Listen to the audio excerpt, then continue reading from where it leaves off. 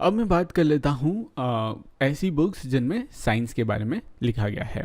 अभी तक हमने जो बुक्स देखी है उसमें पोएम्स थी, उसमें स्टोरीज थी, उनमें जो है रिलीजन के बारे में लिखा हुआ था, उनमें जो है राजाओं के बारे में लिखा था। लेकिन साइंस बहुत इंपॉर्टेंट रहता है। एक्चुअली साइंस ही इंसानों को जानवरों से डिफरेंस लगाता है।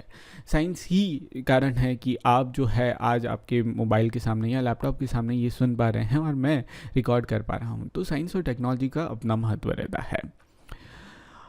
आर्यभट्ट उस समय जो है, जिस समय की बात कर रहे हैं हम, आर्यभट्ट उस समय के एक महान मैथमेटिशियन और एस्ट्रोनॉमर थे। एस्ट्रोनॉमर वो होते हैं जो एस्ट्रो यानी कि जो प्लैनेट्स, स्टार और दूसरे मून, इनकी स्टडी करते हैं। जो भी आकाश में जो प्लैनेट्स होते हैं, मून्स होते हैं, स्टार होते हैं, जो भी फॉरेन और जो भी बॉडीज़ रहती है आकाश में, उनकी स्टडी करते हैं, वो एस्ट्रोनॉमर होते हैं। उसका साइंस निकालते हैं, वो एस्ट्रोनॉमर होते हैं। तो आर्यभट्ट जो थे, आर्यभट्ट की ये प्रतिमा है, आप देख लीजिए।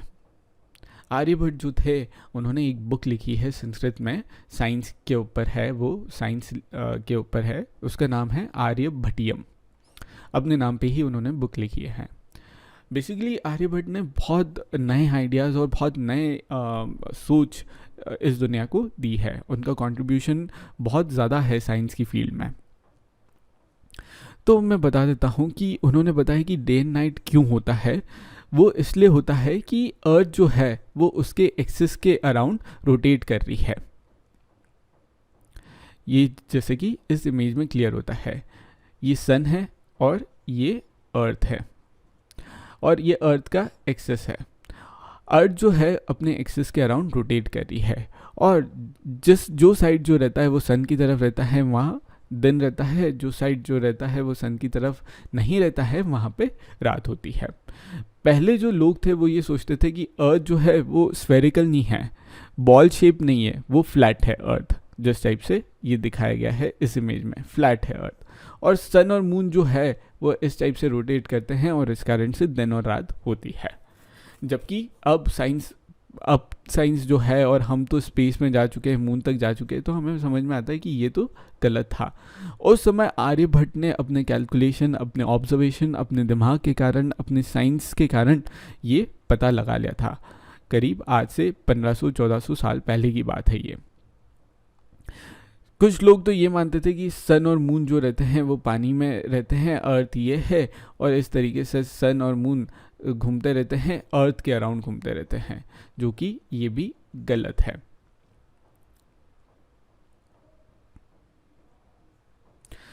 तो आर्यभट्ट ने बताया कि जो अर्थ है वो रोटेट करती है अपनी एक्सिस के कारण। इस कारण से जो है कि हमें लगता है सन उग रहा है, ढल रहा है, जबकि अर्थ जो है वो रोटेट करती है और इस कारण से हमें सन उगते हुए और ढलते हुए दिखता है। साथ ही साथ उन्होंने साइंटिफिक एक्सप्लेनेशन दिया कि ये एक्लिप्स यानी कि ग्रहण क्यों लगते हैं। मैं आपको उसका अंडरस्टैंडिंग दे देता हूँ। ग्रहण क्या होते हैं, कुछ इस टाइप से होता है। कभी आपने एक्लिप्स ऑब्जर्व किया होगा, आपके स्कूल में दिखाया होगा। एक्लिप्स जब भी आता है तब आपने देखा होगा। तो इस तरीके का ब्यूटीफुल फिनोमेना होता है, नेचुरल फिनोमेना होता है। होता क्या है बेसिकली कि ये जो अर्थ है, अर्थ में हम यहाँ पे रहते हैं, सपोज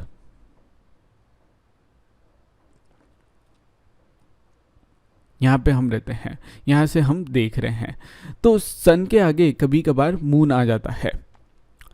तब हम जब देखते हैं तो हमें इस तरीके से रिंग दिखती है। आगे वाला हिस्सा जो डार्क वाला हिस्सा है वो मून है और इस कारण से हमें एक रिंग दिखती है और उसने पूरी तरीके से सन को ढक लिया है, तो उसे एक्लिप्स बोला जाता है। और ये स्पेशली सोलर एक्लिप्स बोला जाता है। तो उन्होंने एक्लिप्स के भी साइंटिफिक एक्सप्लेनेशन दिए।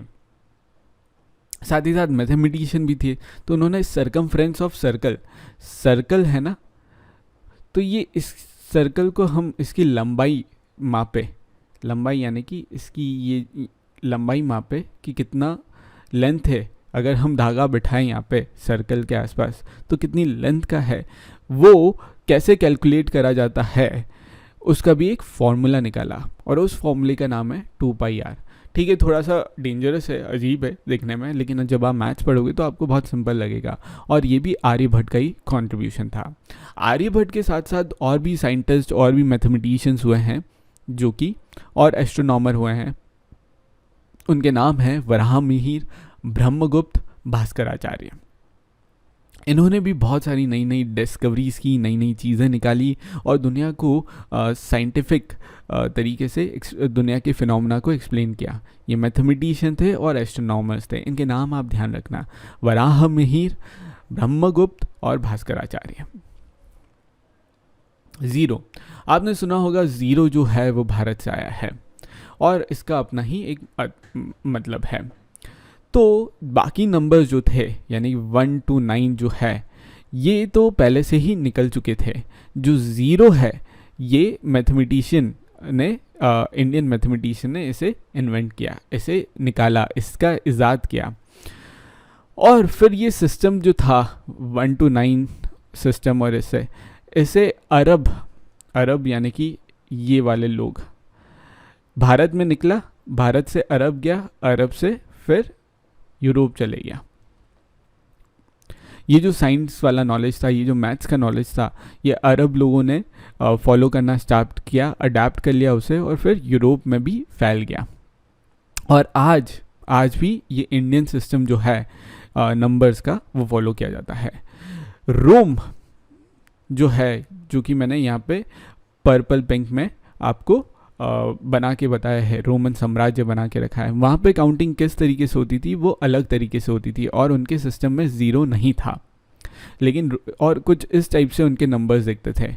1 to 9, ये 1 है, ये 2 है, ये 3 है, ये 4 है, ये 5 है, एंड सो ऑन, और ये 10 है, ठीक है, एंड सो ऑन, ऐसे थे। तो उसमें ज़ीरो नहीं था रोमन सिस्टम में।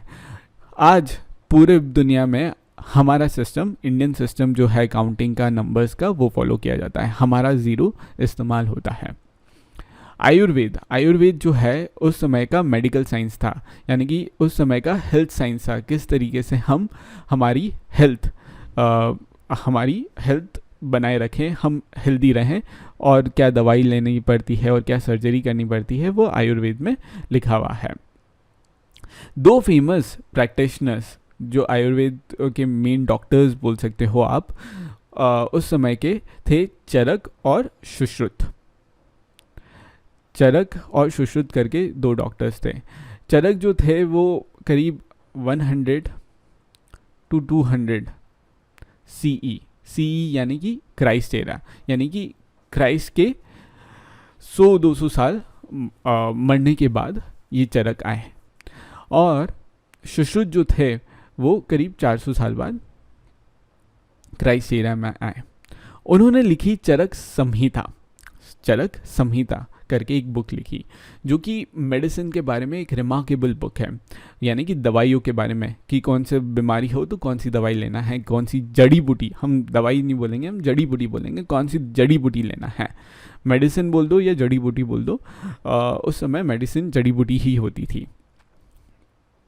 सुश्रुत करके जो डॉक्टर थे आयुर्वेद के, उन्होंने सर्जरी कैसे किया जाता है, अलग अलग पार्ट पे, अलग अलग बीमारी में सर्जरी कैसे की जाती है, उसके बारे में लिखा है। तो बेसिकली अगर आप कभी बीमार हो या आप ठीक नहीं हो तो 2 चीज़ें की जाती है, या तो मेडिसिन दे दी जाती है या फिर आपकी सर्जरी कर दी जाती है। सर्जरी में क्या किया जाता है, शरीर के अंग को चीर फाड़ करके फिर उन्हें अंदर से ठीक किया जाता है और सर्जिकल टूल्स का इस्तेमाल करते हैं। तो सुश्रुत संहिता में सर्जरी के बारे में अच्छे से बताया गया है।